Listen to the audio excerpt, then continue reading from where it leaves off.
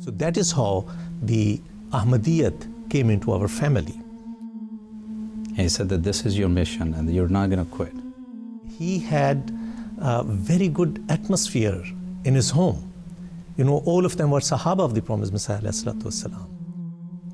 Whatever he did, that would be remembered all the time in the history of Ahmadiyyat, inshallah. Assalamu alaikum wa rahmatullah, and welcome to the program Servants of Allah, a brand new series of MTA International.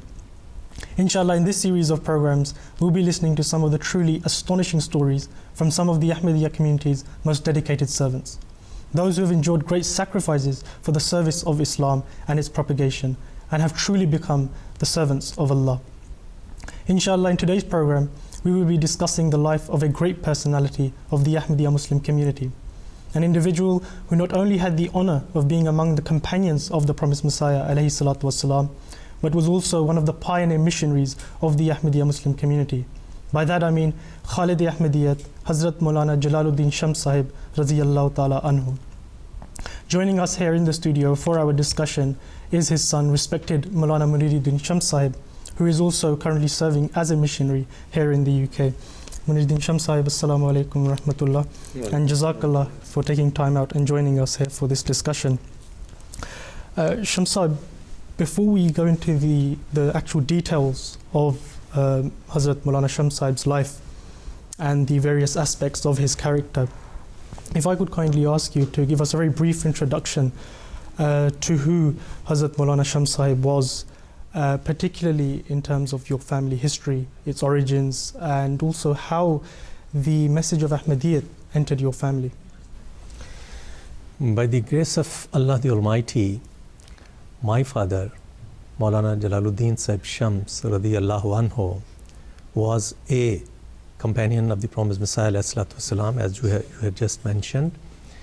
His father, I mean my grandfather, Hazrat Mian Imamuddin Sahib Sekhwani radiyallahu anhu, and his two brothers, Mian Jamaluddin Sekhwani and Mian Khairuddin Sekhwani radiyallahu anhuma, were also among the companions of the promised Messiah ﷺ. Not only this, but my great-grandfather, Mian Muhammad Siddiq Sahib radiyallahu anhu, was also among the companions of the promised Messiah ﷺ. My grandfather used to go to Qadian from time to time, even before Hazrat Masih Maud ﷺ had any claim declared. There was one of his relatives, his name was Mian Jan Muhammad Kashmiri. He was the Imam of the Aqsa Mosque, and he was appointed as Imam by the father of the promised Messiah ﷺ. So as he was the relative of my grandfather, Mian Imamuddin Sahib Sekhwani radiyallahu anhu, so he used to go to him, and thus he was able to see the promised Messiah ﷺ also while he was coming to the Aqsa Mosque for having the prayers there.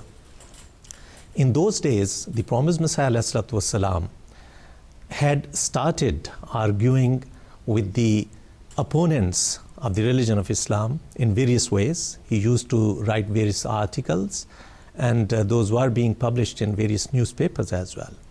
And then he started writing his very famous book, Brahine Ahmadiyya. So that is how my grandfather and his two brothers started knowing about the promised Messiah ﷺ more and more. So when in 1889, at the commandment of Allah the Almighty, the promised Messiah ﷺ started taking bath in Ludhiana. When the promised Messiah ﷺ came back to Qadian, my grandfather and his two brothers also took bath, and thus they joined the Jamaat. So that is how the Ahmadiyyat came into our family.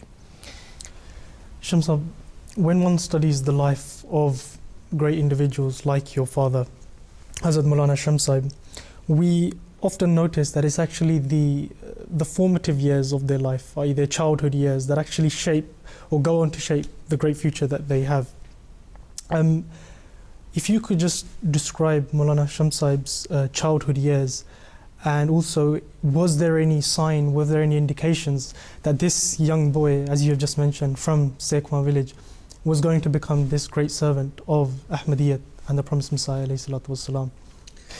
My grandfather was one of the companions of the Promised Messiah alayhi salatu wassalam. My father was born to him, and that is how my grandfather used to take him to the Promised Messiah alayhi salatu wassalam from time to time, from Sekhwa to Qadian, which is about 5 to 6 miles from Sekhwa. And the Promised Messiah alayhi salatu wassalam used to take him in his lap as well. And once it is said that the Promised Messiah alayhi salatu wassalam said, because my father, Hazrat Maulana Jalaluddin Shams radiallahu anhu, used to look up in the sky. So the Promised Messiah alayhi salatu wassalam once said that when he will he will be grown up, inshallah, he will be serving the faith. And thus it was proved when he was grown up that he served the Jamaat a lot in various capacities. When Hazrat Khalifatul Masih Thani radiallahu anhu in 1917 launched a new scheme to dedicate the lives for the propagation of Islam, and there were 63 persons among the Jamaat who presented their names to dedicate their lives in this way. So one of them was my father as well. So this shows that he was going to do something, in favor of Islam. Inshallah, Shams Sahib, during the course of our discussion, we will mention the great services that your father rendered for the Ahmadiyya Muslim community. Shams Sahib, we had the opportunity to interview various members of your family and people that had an interaction with your father. And interestingly, you were mentioning the childhood years of your father traveling to Madrasa Ahmadiyya from his village Sekhwa to Qadian. And your brother, Bashiruddin Shams Sahib, mentioned a very interesting incident. We can play it here for you on the VT clip here. So what happened was, when he was a child, there was a Madrasa Ahmadiyya was started in Qadian. And he was admitted in that first grade. My grandfather used to live in Sekhwa. It was a village about 5-6 miles from Qadian. Now, my father was admitted. My father's cousin, Moulana Qamaruddin Sahib, he was admitted also, and there were 3 other students. So there were 5 students actually altogether. And they used to travel every day. They would start at 4 o'clock in the morning to walk 4 or 5 miles to Qadian. So my father mentions that by the 3rd grade, there were only 2 people left from that. And that was my father and his cousin, Moulana Qamaruddin. And he said that his cousin was already thinking about quitting also. So one day when my father was home, he mentioned to his father that he was thinking maybe he should quit going to school because it was pretty hard.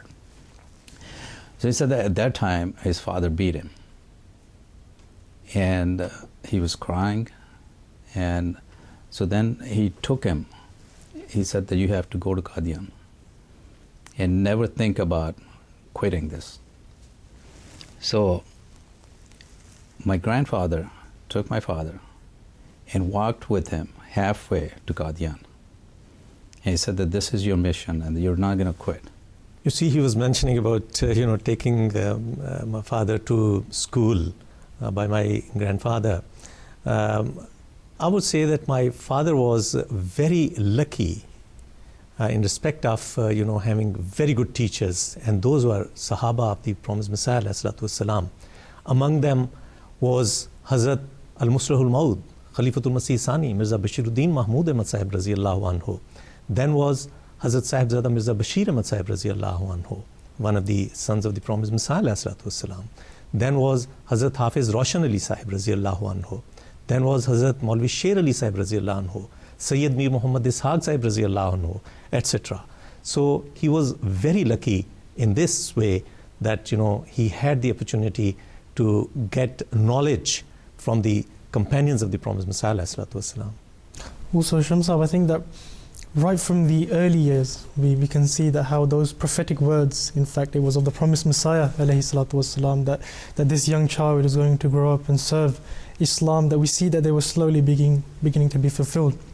As you've just mentioned, that he was entered in the class of Madrasa Ahmadiyyah, then he was among the first 63 individuals to be accepted in the life devotion scheme of Hazrat Muslim Maud Raziyallahu Ta'ala anhu. But I would like to ask you here, what do you think was that factor, or factors in fact, that contributed in him making that decision of serving Islam and sacrificing his life, and any other incidents of his time in Jamia and his early missionary life? There could be various factors, in this regard, and I would say that, Alhamdulillah, my father was so lucky that he had a very good atmosphere in his home. All of them were Sahaba of the promised Messiah ﷺ, and thus he was listening to the sayings of the promised Messiah ﷺ. Day by day, he was able to learn more and more about the fulfillment of the prophecies of the promised Messiah ﷺ. And the signs were being shown by Allah the Almighty for the truthfulness of the promised Messiah ﷺ. Then he had started munazarats and mubahasat, the debates with the non-Ahmadi scholars as well as non-Muslims, and Alhamdulillah that he was very successful in that. I must mention one incident here, that how he started his childhood, or when he was young. Captain Nawabuddin Sahib is the relator, and he relates that in Meerut, UP, in India, in those days, there used to be a very famous festival held every year, and that was called Nauchandi Ka Mela, the festival of Nauchandi. He says that he went to see that festival because in that festival, in those days, people in thousands used to come, get together from various parts of India, and that there used to be nawabs and rich people who used to come there, hiring the place and putting the marquees and having the fun there with their relatives and friends. They used to get together. And so Captain Nawabuddin Sahib says that he went there to see that festival once with one of his friends and his children. So when they went there, they reached the festival place, they saw another Ahmadi. And along with that Ahmadi, there was another young man who was of about, he was in his teenage, about 16, 17 years of age, maybe. And he was a thin person. So they all, started walking together.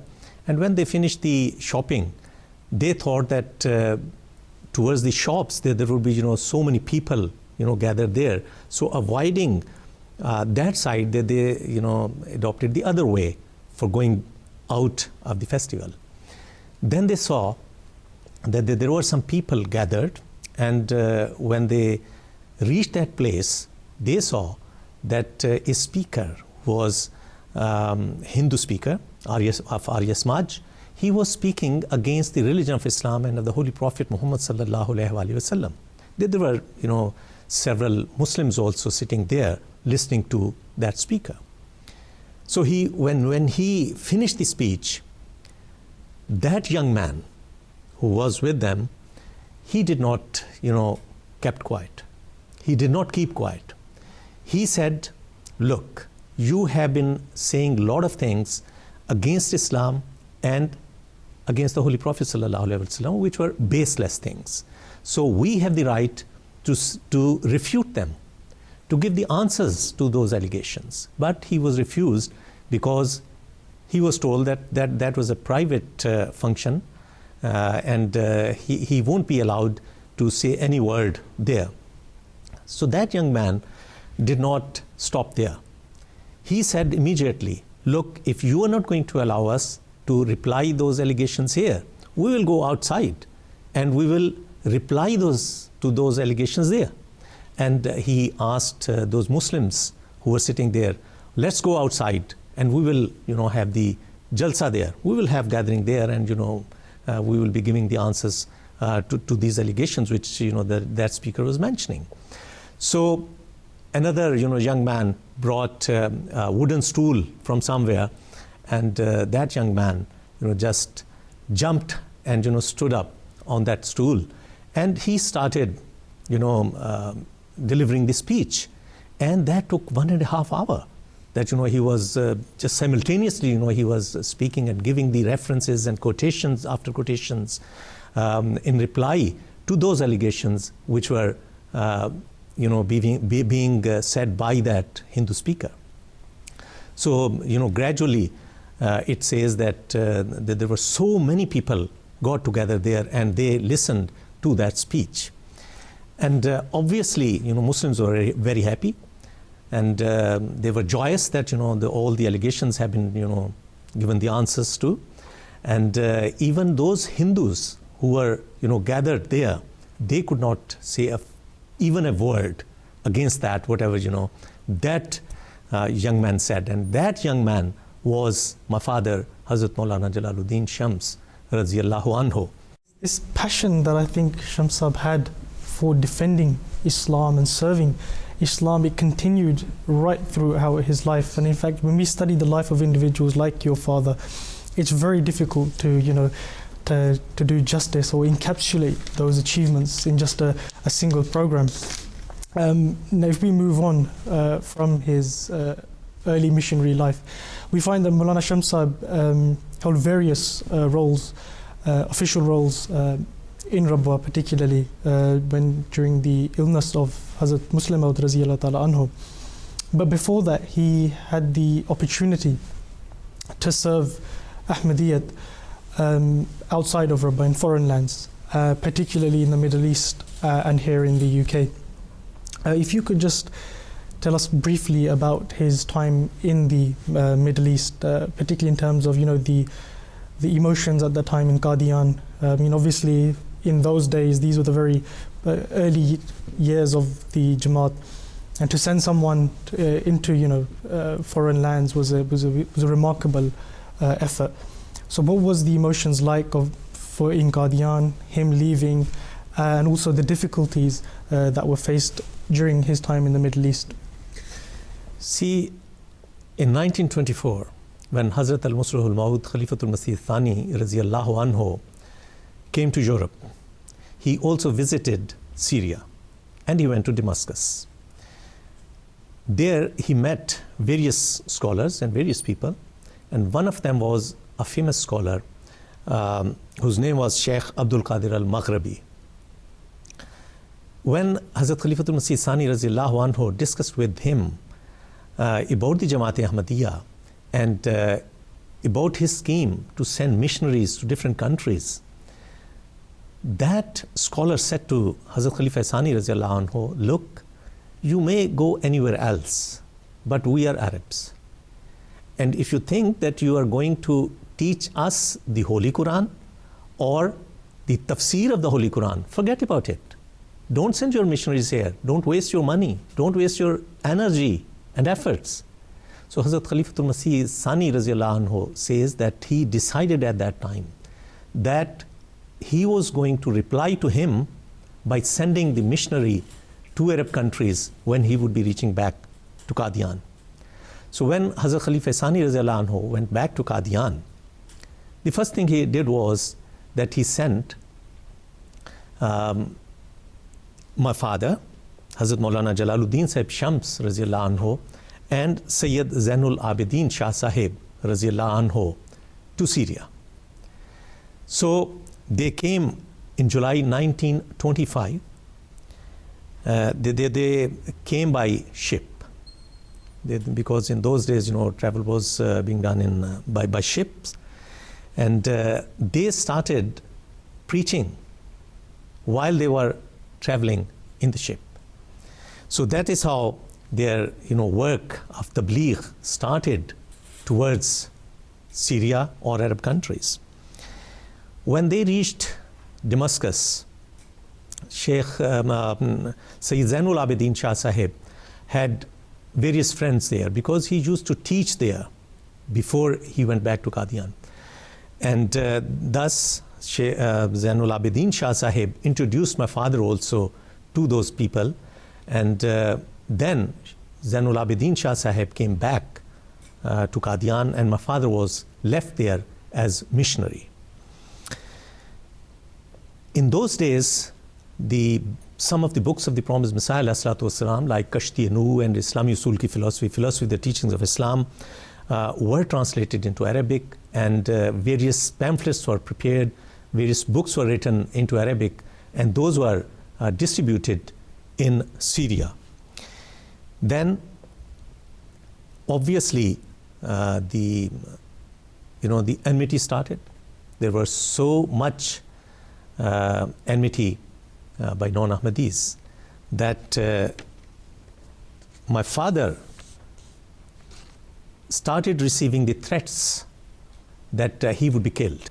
Interestingly, you mentioned something about that, how the enmity started in the Middle East. In fact, if I'm right, there was a very special desire of Moulana Shams Sahib, which was actually born out of him reading the book of Hazrat Masih Maud alayhi salatu wasalam, Tazkiratu Shahadatain. And your brother Flahuddin Sahib actually mentions this incident when we interviewed him, and we can show you the clip. Whenever he read the story in the Prophet Messiah's book about Sahibzada Abdul Latif Shaheed, that how he was martyred in Afghanistan, that he always felt that Prophet Messiah has written there that, I don't know if people will be able to give and how they will give sacrifices of this kind after he leaves this world. So my father said that he always had wished that somehow he could provide this kind of sacrifice that Sahibzada Abdul Latif had provided. So in Syria, when he was attacked, and they left him for dead, and and miraculously, actually through the prayers of the Hazrat Muslim Maud, they were said that against all the readings of the doctors and their reports, he was given a life again, because there was all indications were given that he was not going to survive. So he felt that his prayers or his wish was fulfilled through this experience that he had. You see, when this incident happened, obviously the surgeon said at that time that if he would be cured, that would be a miracle. My father said at that time to Munirul Husni Sahib that, look, you should send a telegram to Hazrat Khalifatul Masih II Raziyallahu Anhu, informing him about my, this incident and my situation in which I am at the moment, and I'm in the hospital, and request him for prayers. So when Hazrat Khalifatul Masih Sani Raziyallahu Anhu received the telegram, Hazrat al-Muslim Maud Raziyallahu Anhu made the announcement in Qadian that people should get together in Masjid Aqsa, and he will be leading the silent prayer. Then when people gathered there, and Hazrat al-Muslim Maud Raziyallahu Anhu also came to the masjid, Hazrat Muslim Maud Raziyallahu Anhu delivered a short speech there, and he mentioned about this incident, that we should pray together, especially for Shams Sahib, because as the enemy had already attacked, and now when they would be knowing that he survived, they might be trying again to kill him. So that is what we have to pray to Allah the Almighty, that He may save him from all these bad, evil desires. So Alhamdulillah that he was cured, and because of that miracle, that there were many who accepted Ahmadiyyat and they joined the Jamaat. Absolutely, Shamsab. But like I said before, that passion we see that it always continued, and how he was able to fulfill this desire of his to offer sacrifice for the service of Islam and Ahmadiyyat. Continuing with his time here in the Middle East, there was a particular comment that was made regarding Shams Sahib. If I'm correct, it was Wallahi la ibn Abbasin fina. This, if we talk about, you were mentioning that, his passion for debating, his scholarly excellence that he had, that was the signs that were being shown when he was very young. We can see that in the Middle East, those debates took place, and he very eloquently conducted these debates in the Arabic language. So if you could just explain this particular incident and his various other scholarly achievements during this time here. While while he was in Syria, and after the attack, the government of Syria said to him that he should leave Syria immediately, because they were unable to give him any safety. So after seeking the advice and guidance from Hazrat al-Musrih al-Maud radhiyallahu anhu, my father left Syria after a few days, and he went to Haifa. And he started the Jamaat there in Haifa. And in Kababir, alhamdulillah, that a great Jamaat was created. And in Haifa and in Cairo, he used to go to Egypt as well, from Palestine from time to time for preaching purposes. He had various mubasat again and munazaras, the debates. And also he used to have the debates with the non-Ahmadi Muslims as well as with the Christian priests. And Christian priests had to admit, after having debates with him, that he was a great scholar of Bible, because he used to quote Bible very frequently, and by heart he knew the quotations after quotations, and he used to give the references. Once a priest said that he was a very dangerous person for Christianity, and he said that I wish that you might have been a Christian, so that you are fighting in favor of Christianity against Islam. So this shows that how good he was in having the debates and arguments and reasons. So this is how, alhamdulillah, that the preaching was done in Egypt as well as in Haifa and other cities and countries of Arab. Shams Sahib, as you mentioned, many hurdles were placed in front of Shams Sahib, but despite this, he overcame this and showed his desire for serving Islam. In fact, I believe that it was during his time being spent in the Middle East that he received the news or that his brother had passed away. And there is a very interesting incident related to this that your brother Bashiruddin Shams Sahib mentions, which we can play here for you. He got the news that his brother had passed away in Qadian. And he had been away from Qadian for a long time. And he was very devastated at that time, listening to the news when he heard that. So local Ahmadis suggested him to take rest. But that was the time when there was supposed to be a debate with some of the Arab ulamas. So Ahmadis were asking him to take it easy and not to do that and postpone that. But he said no, he could not do that. He did not want to give the chance to opponents that they would say, okay, Ahmadis backed off. So though he was feeling very bad, he wanted to confront that, and he had that debate. Shams Sahib, in August 1936, Shams Sahib was then sent for his second overseas appointment here in the UK. But before we speak about his missionary work here in the UK, I want to mention something about the role of your mother, because this no doubt was a very difficult and testing time for your mother and your family, because it was, I believe, only 2.5 years after her marriage that Shams Sahib was being sent to the UK now. So my question here is regarding your mother here, that if you could give us an introduction to your mother, and also how she coped with the absence of your father without a husband for such a long time, and the difficulties she faced and how she overcame them.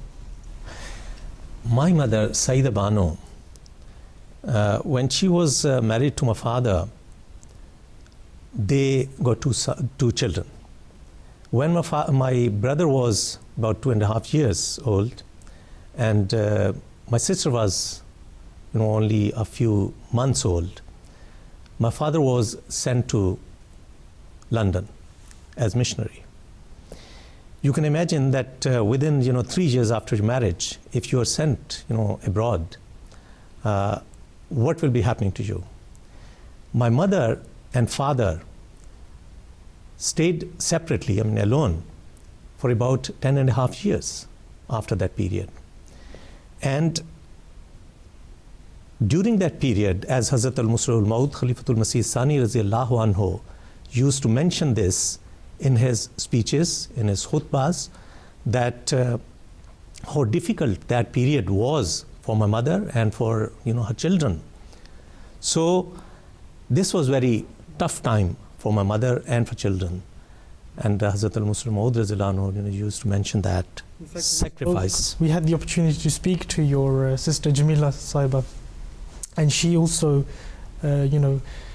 told us about that difficult period that your family had to endure while your father had gone overseas to the UK, and we can in fact play that for you here. जी बिल्कुल, उनकी मारूमी तो हमें बहुत थी, और मुझे इतना हो गया हुआ डर कि अब्बा जान हमें छोड़ गए, हम तुम्हारे अम्मी भी ना छोड़ दें। अम्मी बाथरूम में जाती थी तो मैं बाहर खड़ी रहती थी, मुझे यही डर होता था कि अब्बा जान की तरह अम्मी भी हमें छोड़ के ना चली जाएं। काफ़ी अरसा, काफ़ी मैं बड़ी हो गई, फिर भी मुझे ये वहम होता था कि अम्मी ना हमें छोड़ के चली जाएं। स्कूल भी मैं जाना बड़ी मुश्किल से शुरू किया था कि मैं अम्मी को छोड़ के नहीं जा सकती। तो अब्बा जान की कमी तो हमें बहुत महसूस होती थी, याद करते रहते थे, अम्मी से पूछते थे कि हमारे अब्बा हैं भी कि नहीं। फिर अम्मी तसल्ली देती थी कि तुम्हारे अब्बा के जो ख़त आते हैं वो कौन लिखता है। फिर कभी कभी कोई बुक्स वगैरह इस तरह की चीज़ें भी भेजते थे। फिर उन्होंने एक रिकॉर्ड इतना सा था सिल्वर का, 2 रिकॉर्ड भेजे थे, तो उसमें ख़त की सूरत में आए हुए थे। तो हम बीड़ी का जो कांटा होता है ना, उसे लगा के ग्रामोफोन में तो हम सुना करते थे। तो हाँ, कभी कभी चीज़ें भेजते थे ना। तो बल्कि मेरा भाई सलाउद्दीन जो है वो तो सारी चीज़ें संभाल के रखता था। एक दफ़ा मुझे याद है स्वीट्स आई तो वो बरसात में ख़राब भी हो गई, लेकिन वो कहता था नहीं, अब्बा जान ने भेजी, ये मैंने संभाल के रखनी। Shams Sahib, if we come back to Moulana Shams Sahib's missionary work, particularly the time that he spent here in the UK, and Shams Sahib had a very long interaction with the UK Jamaat. He was here for almost 10 years. If you could just shed some light on his missionary activities here and the success and achievements of his time here. When my father came to London and he preached here, that there were so many things happening here, and Aziz Deen Saheb, the late, and there were so many others to whom I met. Those people used to be here when my father was working here as the missionary. All of them were praising my father, and they used to say that that period was a golden period of the Jamaat Ahmadiyya, tabligh wise, the preaching wise. They used to go to Hyde Park Corner, they used to have debates there, and then in Fazl Mosque London, they organized a conference on the peace of the world peace. And my father spoke about Amni Alam or Islam, the world peace and Islam. So that's how this was publicized in various newspapers at that time. But there were so many other activities going on during that period when my father was here. When he went back to Qadian, Hazrat al-Muslih al-Maud raziyallahu anhu said that there is a hadith of the Holy Prophet sallallahu alaihi wasallam that in the latter age a time would come when the sun would be rising from the west, and as Shamsab has come back from west, and that there are various missionaries who are working in different parts of Europe, but Allah the Almighty enabled only Moulana Shams Sahib to come back first from European countries, from the west, and that is how the prophecy of the Holy Prophet sallallahu alaihi wasallam that sun would be appearing from the west is fulfilled also in a way in his person. The fact that Shams, the name Shams, as Shams means sun as well, so it's quite in a way a literal fulfillment as well. Shamsab, another individual who had a very long interaction with the UK Jamaat was the former Imam of the London Mosque, Bashir Rafiq Sahib. And we had the opportunity to speak to him and to ask him about the time your father spent here, and here is what he had to say. There was a gentleman called Mr. Green. He was a priest, and he challenged Moulana to have a debate with him. Moulana very gladly accepted this, and the debate took place at Hyde Park Corner every weekend. Aziz Din Sahib used to be the timekeeper between the two, and he will stand there. And so Aziz Sahib told me that Moulana never carried any books with him. He only had a Holy Quran in his pocket. He used to have a Holy Quran in his pocket, and in the other pocket he used to have Bible. And these debates took place, and Moulana was so eloquent in answering the Christian priest, Mr. Green, that even some of the newspapers, I have those cuttings, they said that the Imam of the London Mosque has blown Christianity to the ground. I remember one day I was at Hyde Park with Aziz Din Sahib, who was my friend, and Aziz Sahib saw an old man sitting on a bench, and he said, "Whoa, this is Mr. Green, with whom Shams Sahib had the debate." So we both went to him, and he greeted Aziz Sahib because he knew Aziz Sahib very well. We sat next to him on the bench, and then I asked him a question, and I said, Maulana Jalaluddin has died now.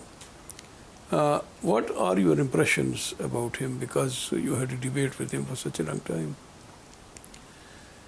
He said, the first thing is that he was a great scholar of Bible.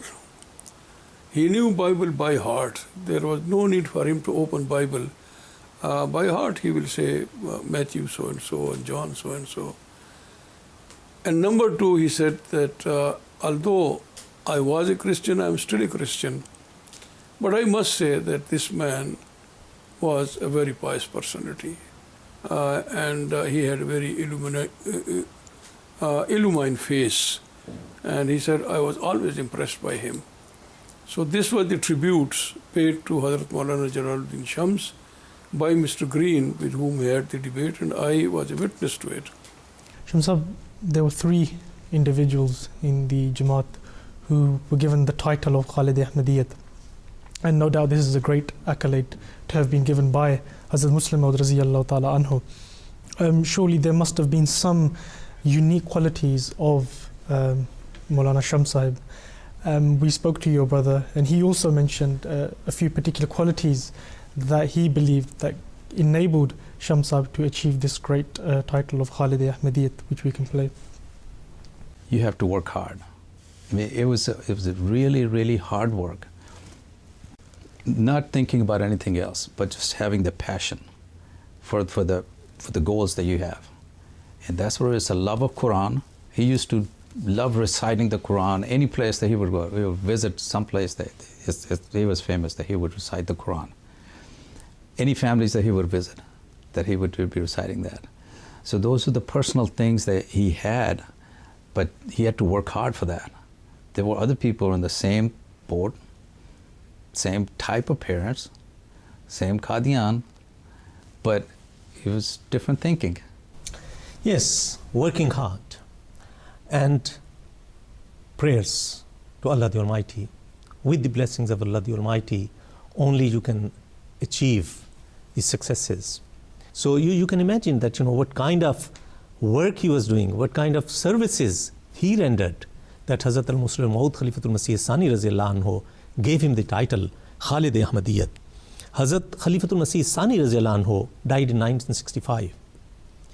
And the next year, my father dies. So it means that my father was really meant to be a right hand for Hazrat al-Muslim Maud Raziyallahu Anhu. And also, obviously, he served Khilafat Salsa as well in the beginning. And Hazrat Khalifatul Masih Salis Rahimahullah Ta'ala was very sad upon the death of my father. But these are the qualities, by, I would say, observing which Hazrat al-Muslim Maud gave him the title Khalid Ahmadiyyat. Absolutely. Shamsab, when we look at individuals like your father, particularly the companions of the promised Messiah alayhi salatu wasalam, one thing we find very common in all of them is that special relationship they have with Allah the Almighty, that special bond they have, and the acceptance of prayers. And no doubt many people must have come up to ask him for request of prayers and so. If you could explain to us, what his relationship with Allah the Almighty was like, and any interesting incidents of the acceptance of his prayer. Well, there are many. I can mention one or two here. One of the persons called Abdul Aziz Bhamdi. Well, those people, who are of my age and who used to live in Rabwa, they know him very well. He narrates that his son was studying in Lahore, in Pakistan.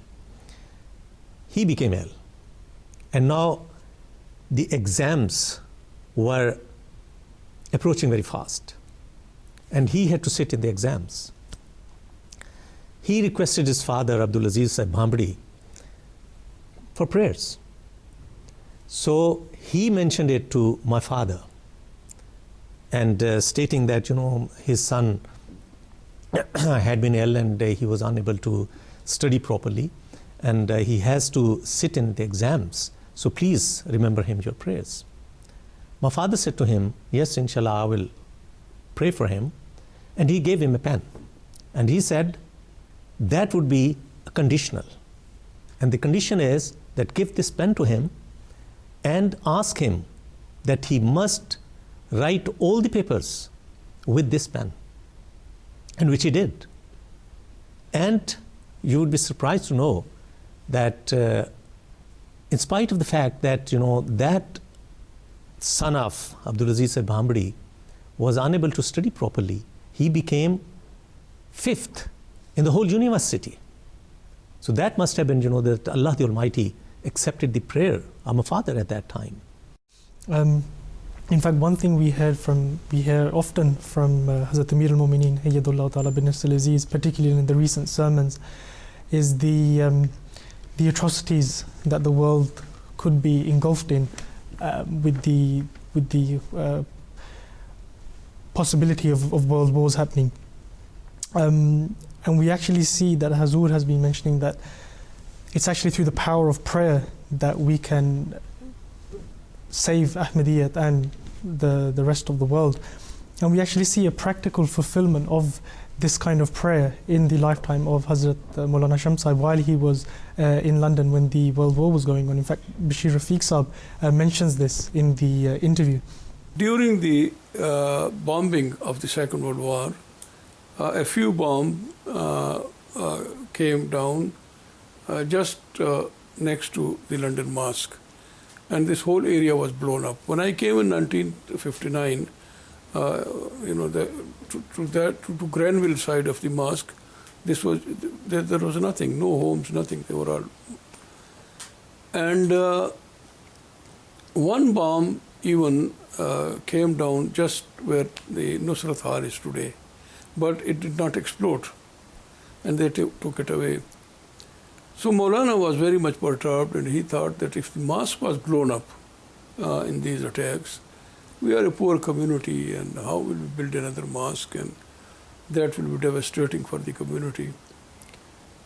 So he said that I went into the mosque, and I went into sajda, and I prayed to God and said, Allah, we are a poor Jamaat.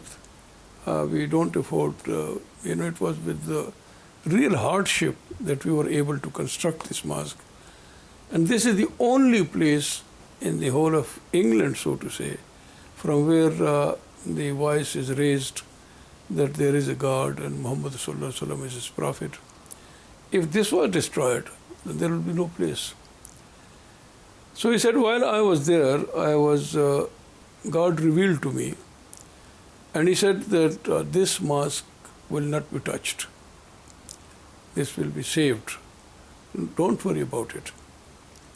So Moulana came, and the next Friday he delivered a sermon, and he told the people that God has promised that this mosque will be safe during the war period. No bomb will be dropped on it. Therefore, if any one of you would like to come and spend the nights here or days here, you are most welcome. It's open. Shamsab, Hazrat Moulana Jalaluddin Shamsab Raziyallahu Ta'ala anhu led no doubt a very tremendous life, and he was a source of inspiration for all those who came into interaction with him. If we just continue, in fact, with the interview of Bashir Rafiq Sahib, he recalls some of his fond memories of when he met Moulana Shams Sahib.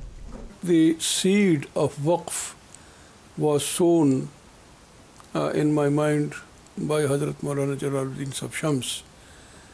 And it so happened that he was coming after 10 years, and one day before his arrival at Qadian, announcements were made all over Qadian that people should reach the railway station the next day and receive Hazrat Maulana Jalaluddin Sahib Shams. So I arrived at the station, and as I said, as far as the eye can see, there were people, and Shams Sahib arrived, and shouts of Nara Takbir were raised.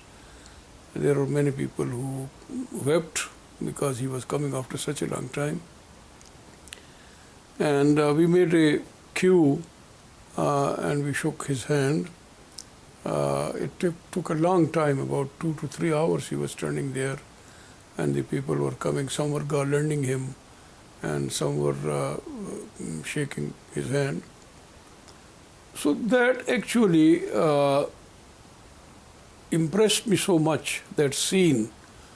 And I thought that this man has done something special, that so many people of Qadian have turned out to, and I must do the same thing. So that was the beginning of the idea of waqf in my mind. And I'm very indebted to Hazrat Maulana Shams Sahib, that it was through him that I had the first thinking of getting myself a waqf zindagi. You mentioned earlier that it seemed as if one of the purposes of Moulana Shams Sahib's life was to serve Hazrat Muslim Maud Raziyallahu Ta'ala anhu. In fact, this was quite evident when we also interviewed your elder sister as well, which we can play for you here. खलीफा सानी से बहुत ज़्यादा तल्लुक़ रहा. हम हफ्ते में 1-2 दफ़ा ज़रूर जाके मिला करते थे, और ख़ास तौर पे उम्मे ताहिर से भी. तो हजूर को भी हम कहते थे कि हमारे अब्बा जान को कब बुलाना है. तो मेरे दादा जान भी बहुत उम्र सीधा थे और बड़े उदास थे, बीमार रहते थे. तो वो ख़त लिख के लेके जाते थे, लेकिन जब रेती सला जाते थे तो वो ख़त फाड़ देते थे. वो कहते थे कि मैंने वक्फ़ किया हुआ है बच्चे को, मैं कैसे कहूँ कि उसे वापस बुलाएं. तो एक दफ़ा बल्कि किसी ने, जलालुद्दीन कमर थे, उन्होंने भी हुजूर को ख़त लिखा कि काफ़ी अरसा हो गया शम्स साहब को, तो उनके बीवी बच्चों को बुला लेना चाहिए लंदन. तो हुजूर ने वही ख़त अब्बा जान को वापस भेजा. तो फिर अब्बा जान ने उनको नाराज़ हुए कि आपने ये लिखा है, तो हुजूर कहेंगे शायद मैंने आपको कहा है, तो आपको ऐसी बात नहीं करनी चाहिए थी. Shamsab, no doubt your father had a great influence on all the people that had the opportunity to meet him. And I'm sure that when you received the sad news of his demise, many people would have been affected by that. How did you receive the news of his demise? How did you take it? And also, what was the atmosphere like in Rabwa at that time when he passed away? I was only 16 years of age when my father died on 13th of October 1966. Somehow it was the time of Maghrib prayer, and it was not my routine, but somehow I lie down on my bed and I started reciting the Holy Quran. I was reading Tafsir al-Saghir, and suddenly it happened that outside door was open, and one of the members of the press, printing press, Jawul Islam press, because my father used to go there as well, for publishing the books, and he was working there, and he was one of our relatives as well. He came inside, and he loudly asked me, not me particularly, because he was outside the room. He said, "Where is Shamsa?" So I replied calmly that he had gone to Sargodha.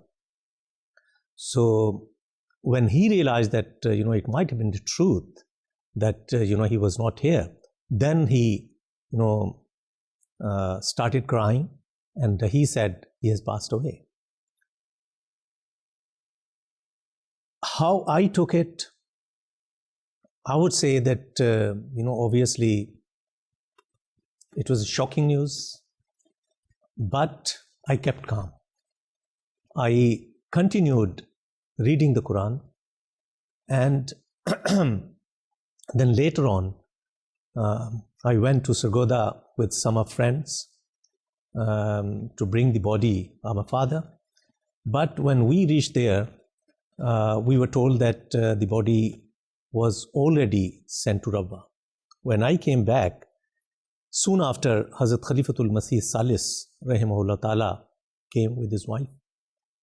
He stood beside the body of my father, and he kissed the forehead of my father.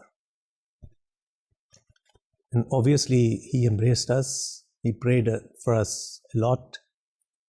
And then the next day, because my father passed away on Thursday, the next day was Friday, and Hazrat Khalifatul Masih III, rahimahullah ta'ala, Mirza Nasir Ahmed sahib, delivered the Friday sermon, and he explained about my father. The whole khutbah was on that subject. And how we were behaved. People, gathered in large number in Rabwa, outside our home.